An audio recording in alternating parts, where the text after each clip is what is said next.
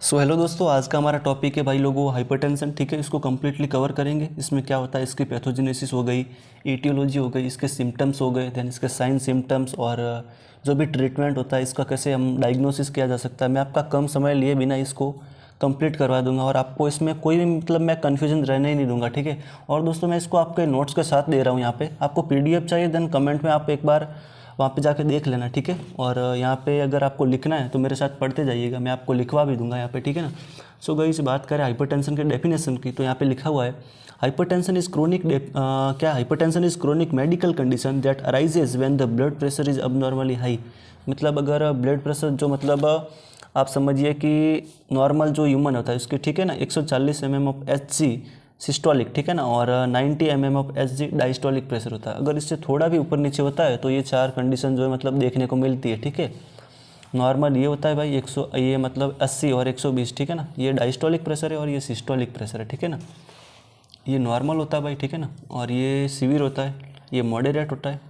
मतलब ये टाइप लिखा हुआ है, ठीक है ना, कि माइल्ड में इतनी होती है, ठीक है ना, डायस्टोलिक प्रेशर, मॉडरेट में इतना होता है और सीवियर में उतना होता है। ठीक है, ये भी ऐसा ही है। ठीक है ना, तो ये आप इसको लिख सकते हैं अच्छे से, मैंने आपको समझा दिया। ठीक है, तो ये हो गई डेफिनेशन भाई इसकी। और इसके टाइप्स की अगर हम बात करें तो यहाँ पे ना मेनली इसके टू टाइप है दोस्तों। ये देखिए, प्राइमरी एंड सेकेंडरी। ठीक है, सो प्राइमरी में क्या होता है, विथ नाउन कॉज। ठीक है, मतलब ये किसी अनजाने कॉज की वजह से नहीं होता है, लाइफस्टाइल वगैरह सब कुछ फेरफार होता है देन होता है। ठीक है, तो यहाँ पे क्या लिखा हुआ है, most common type of hypertension, about 90 to 95% people are suffering from this type of hypertension. मतलब मोस्ट ऑफली 99% लोगों को हाइपरटेंशन यही वाला होता है। ठीक है, और सेकेंडरी की अगर हम बात करें, ये अननोन कॉज के कारण होता है, किसी को पता ही नहीं होता। ठीक है, मतलब ये लाइफस्टाइल से तो कोई कनेक्टेड नहीं है। इसमें क्या होता है, लेस कॉमन डिजीज है, ये पॉपुलर है। ठीक है, इनके बीच अगर आपको डिफरेंस लिखना है तो भी आप लिख सकते हैं गाइस। ठीक है, तो यहाँ पे क्या होगा, 5 से 10% लोगों को मतलब जो होता है ये टाइप का हाइपरटेंशन होता है। ठीक है दोस्तों, तो ये हो गया इसके टाइप। ठीक है, मैंने इसमें आप डिफरेंस समझा सकते हो, वैसे कोई इश्यू नहीं होगा।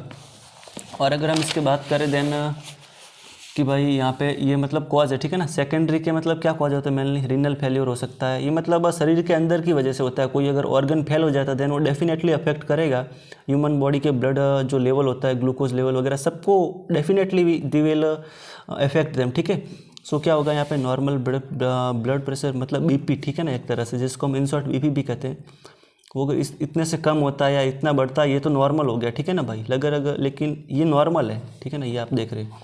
लेकिन अगर इससे थोड़ा भी ऊपर नीचे होता है ये, देन इसको हम डेफिनेटली हाइपरटेंशन कहेंगे। ठीक है, और दोस्तों अगर बात करें इसके मतलब मेन कॉज कौन कौन से, ठीक है, तो दोस्तों इसके कॉज में देखेंगे तो पहले स्मोकिंग आता है, ओबेसिटी हो गई, मोटापा, डायबिटीज़ हो गई, फिर ये लाइफस्टाइल हो गई, lack of exercise, high sodium intake.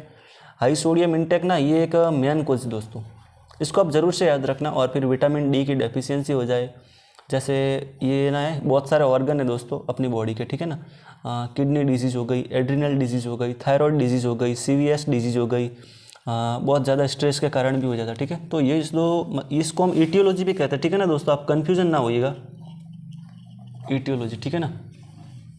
सो ये हो गए इसके टाइप दोस्तों। देन हम इसके पैथोजेनेसिस की बात करें तो इसमें मेनली ना ये देखिए आप, pathogenesis due to etiological factor, ठीक है ना, जो अभी हमने डिस्कस किया यहाँ पे, ईटियोलॉजी मतलब जो इसके कॉजेज होते हैं हम इसी को ईटियोलॉजी कहते हैं। ठीक है दोस्तों, so due to etiological factor क्या होगा भाई, देखिए मैं आपको इन शॉर्ट समझाऊँ तो ये ना, मैं एक कागज़ लेता हूँ यहाँ पे, ये मान लीजिए कोई भी आर्टरी है, ठीक है दोस्तों, तो यहाँ पे क्या होगा भाई,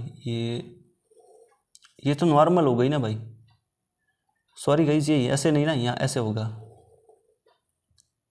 किसी भी कॉज के कारण। ठीक है भाई,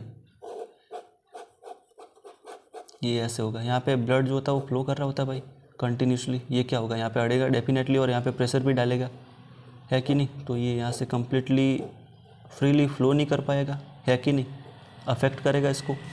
तो इसकी वजह से ना ये जो आर्टेरियल लाइनिंग होती है ये चेंज हो जाएगी, ठीक है ना, ये नैरो हो जाएगी। ठीक है, ये यहाँ पे लिखा हुआ है, चेंज इन आर्टेरियल लाइनिंग क्या होगी, नैरो हो जाएगी। ठीक है, सो इसकी वजह से क्या होगा, हमारी बॉडी में हार्ट रेट इंक्रीज होगा, हार्ट रेट इंक्रीज होगा तो definitely cardiac output it will also increase. Then इसकी वजह से बीपी बढ़ जाएगी। तो भाई बीपी की वजह से क्या होगा, जो मतलब प्रॉपर ब्लड फ्लो होता है, ठीक है, बॉडी के सारे पार्ट तक, तो वो नहीं हो पाएगा। देन क्या होगा, किडनी तक अगर मान लो नहीं हो रहा है ब्लड फ्लो, तो किडनी में ना जक्स्टा ग्लोमेरुलर जो सेल होती है वो मतलब एक्टिवेट हो जाएगी, ठीक है। ये जक्स्टाग्लोमेरुलर, ये आप याद रखना नाम, ये किडनी की सेल का नाम है, ठीक है। वो क्या करेगी भाई, सीक्रेट करेगी रेनिन को और फिर उसको कन्वर्ट कर देगी एंजियोटेंसिनोजन में, ठीक है। एंजियोटेंसिनोजन 1 में होगा कन्वर्ट फिर, और फिर वो इसी की प्रेजेंस में एंजियोटेंसिनोजन 2 में कन्वर्ट हो जाएगा, ठीक है ना। ये दोस्तों केमिकल के नेम है, तो इतने कन्फ्यूज होने की जरूरत नहीं है, ये ऐसा ही होगा, ठीक है ना। तो फिर आगे क्या होगा दोस्तों,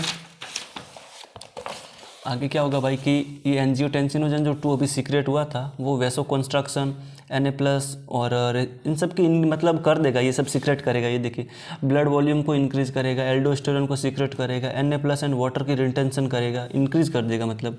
और फिर पेरीफेरल, ये पेरीफेरल रेसिस्टेंस लिखा हुआ है, ठीक है। तो इनको भी इंक्रीज़ कर देगा। देन रिजल्ट क्या होगा भाई यहाँ पे कि बीपी जो है ना वो इंक्रीज़ हो जाएगी डेफिनेटली, और इसी को हम हाइपरटेंशन कहते हैं, ठीक है दोस्तों।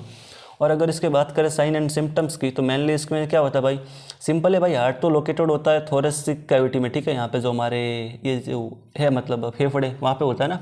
तो चेस्ट पेन होगा, स्वेटिंग होगी, विजन चेंज हो सकते हैं, नोज ब्लीड हो सकता है, ब्रेथलेस, रेस्टलेस, ये सब साइन और सिम्टम्स आपको देखने में मिल सकते हैं। और दोस्तों बात करें अगर इसके कॉम्प्लिकेशन की, कि भाई मतलब इसमें कॉम्प्लिकेशन क्या क्या आ सकता है, तो दोस्तों पहला तो यही होगा कि भाई हार्ट अटैक हो सकता है, देन स्ट्रोक हो सकता है, हार्ट फेल्योर भी हो सकता है, narrow blood vessels in kidney, then metabolical syndrome हो सकता है, नोज ब्लीड, क्रोनिक हेडेक से, ये सब हो सकता है, ठीक है।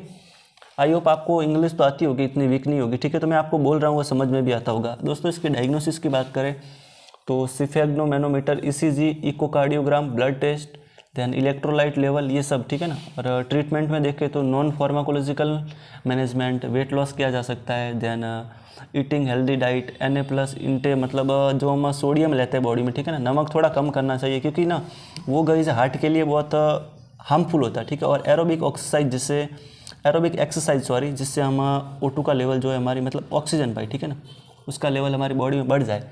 और फिर फार्माकोलॉजिकल मैनेजमेंट में बात करें तो भाई लाइफस्टाइल मैनेजमेंट, स्टार्टम मोनोथेरेपी, देन CNS इन्फ्यूजन, और दोस्तों यहाँ पे ना बीटा ब्लॉकर और alpha blocker, alpha plus+ beta blocker और कैल्शियम चैनल ब्लॉकर, एंजियोटेनिस, ये जो हमारा अभी कन्वर्ट किया था ना किडनी ने दोस्तों एंजियोटेंसिनोजन, ठीक है, उसको अगर कन्वर्ट करना बंद कर दे, इनहिबिटर आ जाए, तो भी जो हमारा BP है वो इंक्रीज़ नहीं होगा, ठीक है दोस्तों।